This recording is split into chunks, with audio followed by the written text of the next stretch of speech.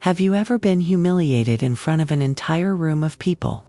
That moment when all eyes are on you, and someone tries to strip away your dignity. That's exactly what happened to me at my son's wedding reception. His mother-in-law tried to remove me from the cake-cutting ceremony, claiming I wasn't on the guest list. Little did she know, my son had a surprise that would silence her forever.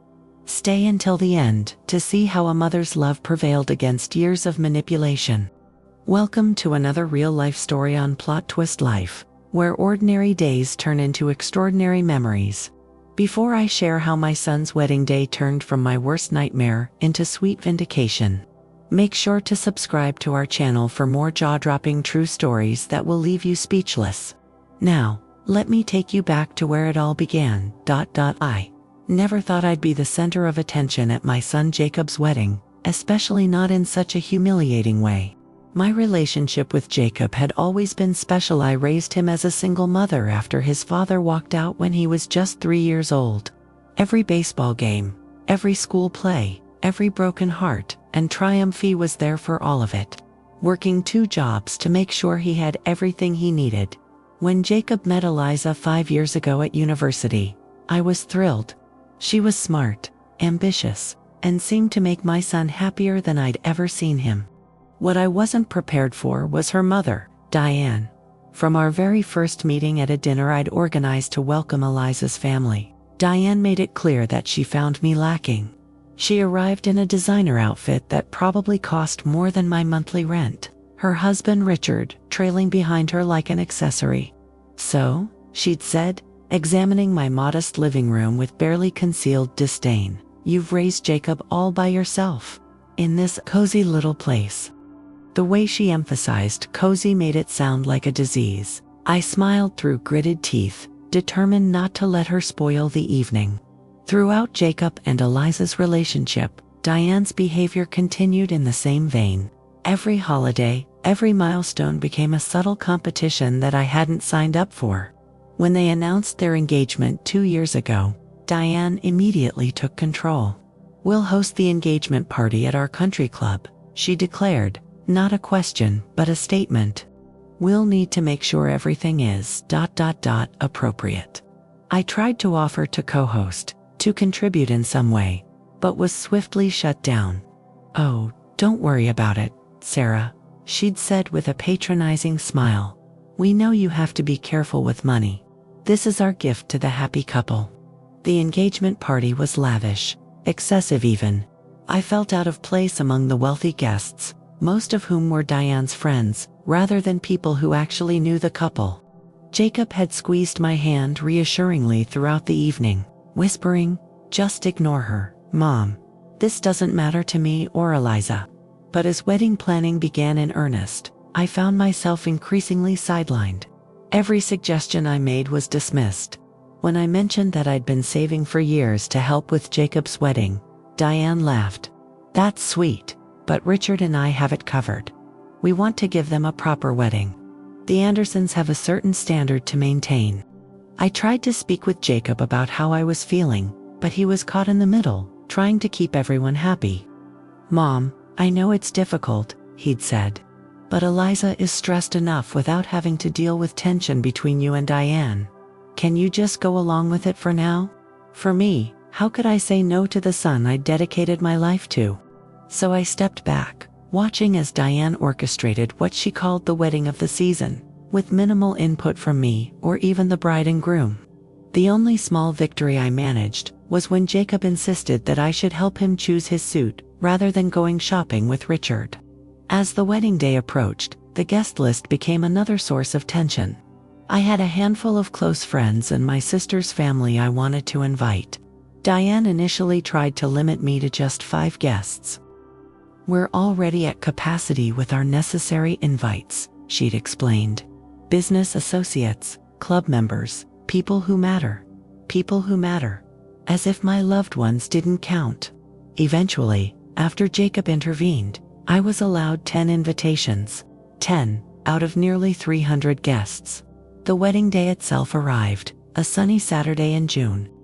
The ceremony was at an historic church that Diane had managed to secure through her connections. followed by a reception at the Grand Meridian Hotel, the most exclusive venue in our city.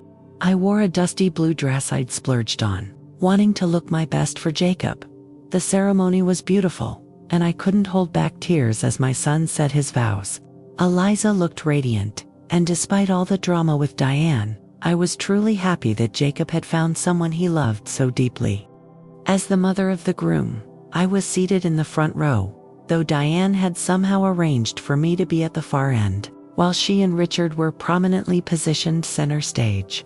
After the ceremony, as guests migrated to the reception, I found myself increasingly isolated.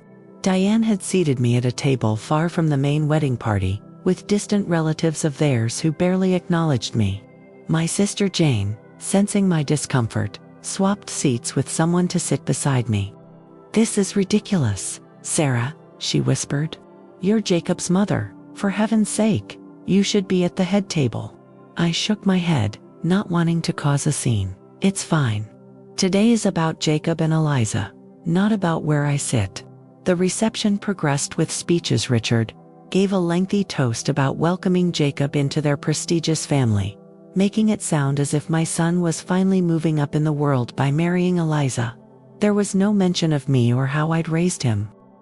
I wasn't asked to speak at all, but the real humiliation came during the cake cutting.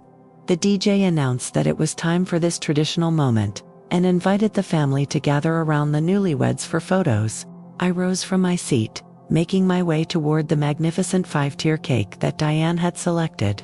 As I approached, Diane stepped directly in front of me, blocking my path. Her smile was sweet as poison as she spoke loudly enough for nearby guests to hear. "I'm sorry, Sarah, but this is for immediate family only. We have a specific list of people for the photos." The room seemed to go quiet around us, though perhaps that was just the blood rushing in my ears. My cheeks burned with embarrassment as several guests turned to stare. "I am immediate family," I said, trying to keep my voice steady. "I'm Jacob's mother." Diane's smile didn't waver. "Yes, but we have a specific arrangement for the photos. The photographer has a list. You're not on it." I stood there, frozen in humiliation, not knowing whether to retreat to my distant table or stand my ground. It felt as if every eye in the reception was on me, witnessing my exclusion from one of the most important moments of my son's life. That's when I heard Jacob's voice, clear and firm, cutting through my shame. "Mom, there you are. We've been waiting for you." Jacob appeared beside me, handsome in his suit, his expression darkening as he looked between me and his mother-in-law. "Diane," he said, his voice carrying that same authority I'd heard him use in boardroom negotiations. "What seems to be the problem?" Diane's smile faltered slightly. "I was just explaining to Sarah that we have a specific list for the cake-cutting photos." "Yes, we do," Jacob interrupted, "and my mother is at the top of that list." In fact, he reached into his jacket pocket and pulled out a folded paper. "I have the actual list right here, approved by both Eliza and me." He unfolded the paper and held it up. I couldn't see what was written on it, but Diane's face paled slightly. "But the photographer said," she began. "The photographer works for us," Jacob said firmly, "not the other way around. And Eliza and I made our wishes very clear about who should be present for this moment." As if on cue, Eliza appeared at Jacob's other side, radiant in her wedding gown. She slipped her arm through mine. "Come on, Sarah," she said warmly. "We can't cut the cake without you." The look of shock on Diane's face was something I'll never forget. For once, she was speechless, as Jacob and Eliza led me to the cake table, positioning me front and center beside them. As the photographer arranged everyone, I heard Eliza whisper something to Diane, who reluctantly took a position on the far side of the group. The moment was captured forever, me standing proudly next to my son, exactly where I belonged. But what happened after the cake cutting truly showed me how much Jacob valued me.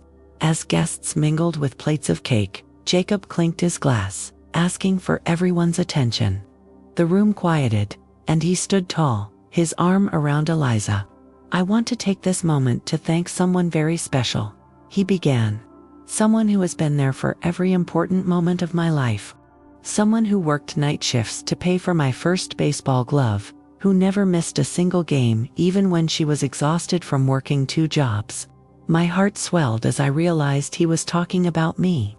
My mother, Jacob continued, his voice thick with emotion, taught me what unconditional love looks like.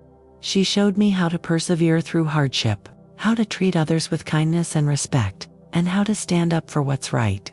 Tears welled in my eyes as Jacob went on, recounting specific memories from our life together, how I had helped him with science fair projects, how I'd consoled him after his first heartbreak, how I'd encouraged him to apply for the scholarship that eventually led him to meet Eliza. Everything I am today, he said, raising his glass in my direction. Everything I've achieved and the man Eliza fell in love with, it's all because of you, Mom. The room erupted in applause. I saw Jane wiping tears from her eyes, and even some of Diane's friends seemed moved by Jacob's words. Eliza stepped forward then, taking the microphone from Jacob. I want to add something, she said, her voice gentle but clear. When I fell in love with Jacob, I didn't just gain a husband, I gained another mother. Sarah has welcomed me with open arms from day one, never trying to control our relationship, only supporting us with love. She looked directly at me. I hope that when Jacob and I have children of our own, I can be half the mother you've been to him. More applause filled the room. Through my tears, I caught a glimpse of Diane's face, a complex mixture of emotions playing across her features. For perhaps the first time, she seemed to recognize that her money and social status couldn't buy the genuine bond that Jacob and I shared. Later, as the reception continued, something unexpected happened.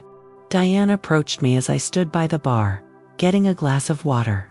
Sarah, she said, her voice lacking its usual condescension, I think we got off on the wrong foot.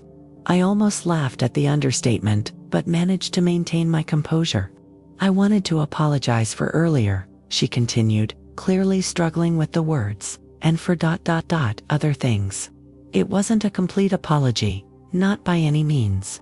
But it was something, perhaps the beginning of a different kind of relationship. Thank you, I said simply. I wouldn't make this easier for her, but I wouldn't make it harder either.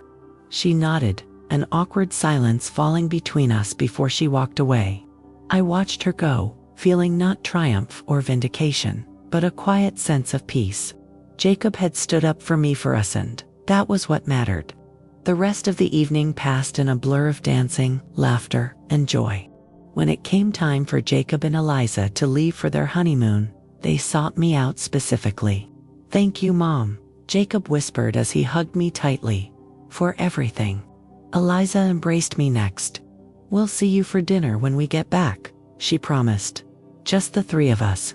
As I watched them drive away, confetti still clinging to my dress and hair, I realized something important. Family isn't defined by who controls the guest list or who pays for the cake. It's defined by love that perseveres through difficulties, by mutual respect, and by standing up for one another when it matters most. In the weeks following the wedding, something shifted in our family dynamic. Diane didn't suddenly become my best friend. Of course, leopards don't change their spots overnight. But there was a new respect in her manner when we interacted. The first time Jacob and Eliza hosted a dinner at their new home, Diane actually asked me about my work rather than talking over me. Sometimes I think about that moment by the wedding cake, when I felt so small and excluded. I think about how close I came to retreating to my table in shame. And then I think about Jacob producing that list, a list that may or may not have actually existed, and standing firmly by my side. What Diane never understood was that the bond between a mother and child can't be measured in dollars or social connections. It's built day by day, through thousands of small acts of love and sacrifice. That bond can't be broken by seating arrangements or photo lists. It's unbreakable. Last month, Jacob and Eliza shared the news that they're expecting their first child. We all gathered to celebrate as even Diane and Richard. As I watched Diane fussing over Eliza, already planning the baby shower in her head, I caught Jacob's eye across the room. He winked at me, a small gesture that said everything. No matter what happens, no matter what list Diane tries to create in the future, Jacob and I know the truth. I belong. I've always belonged. and no one can ever take that away from me again. Sometimes family isn't about blood or marriage certificates, it's about who stands by you when you need them most. My son showed me that day that he valued our bond more than social appearances or his mother-in-law's approval. If you've ever felt excluded or devalued by people who should have welcomed you, I hope this story reminds you that you're not alone. The truth has a way of surfacing, just as it did at that wedding reception. What about you? Have you ever experienced a moment where someone tried to push you aside, only to be put in their place? Share your story in the comments below. I read every single one. If you enjoyed this true story, don't forget to hit that subscribe button and join our Plot Twist Life family. We share new real-life drama stories every week that will have you on the edge of your seat.